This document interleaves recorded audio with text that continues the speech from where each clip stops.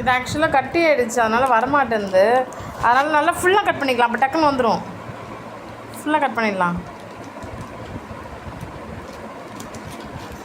ஏன்னா அது பால் ரொம்ப கட்டியாக இருக்குது. தண்ணியாக இருந்தால் சின்னதாக கட் பண்ணலாம். பாருங்க ஐஸ் கட்டியாகவே மாறிடுச்சு. இப்போ அதில் போட்டுடலாம்.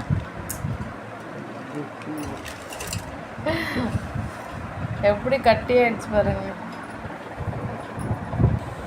சரி, இதுவும் வந்து பார்த்தீங்கன்னா ஃப்ரிட்ஜில் தான் வச்சுருந்தோம். பட் இது எப்படி கட்டியாச்சுன்னு ஒன்றுமே புரியல.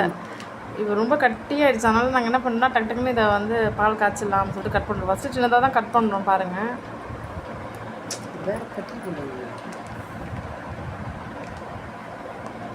ஸோ வந்து பாருங்கள், இப்போ நாங்கள் சின்னதாக கட் பண்ணியிருக்கோம். கட் பண்ணிவிட்டு அதை நாங்கள் இப்போ ஊற்றுறோம்.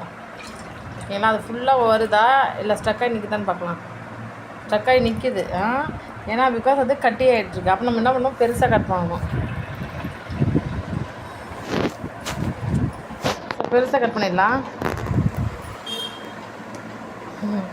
வேறு வழி இல்லைன்னா அப்போ தான் அது கட்டியாக இருக்குது இல்லையா, அதனால் டக்குன்னு வந்துடும். ஐஸ் கட்டி மாதிரி வந்துடுச்சு பால்.